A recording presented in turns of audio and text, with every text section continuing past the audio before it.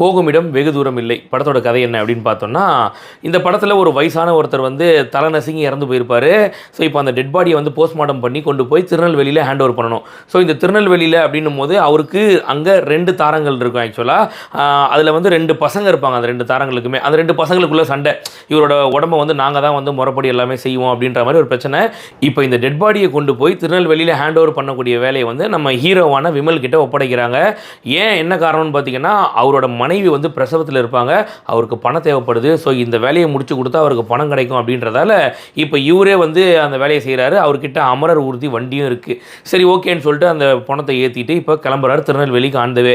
அங்கே போகும்போது பார்த்தீங்கன்னா வழியில் நம்ம கருணாஸ் அவர்கள் லிஃப்ட் கேட்குறாரு ஒரு டோல்கேட்டில். சரின்னு சொல்லிட்டு கருணாஸையும் ஏற்றி உட்கார வச்சுக்கிறாரு. அப்படியே போகிற வழியில் இன்னும் ஒரு லவ்வர்ஸ் வந்து 2 பேர் வந்து லிஃப்ட் கேட்குறாங்க. அவங்களையும் சரி ஓகேன்னு காரில் ஏற்றிட்டு கிளம்புறாங்க. இதுக்கப்புறம் போகிற வழியில் நடந்த குளறுபடி தான் இந்த படத்தோட கதை.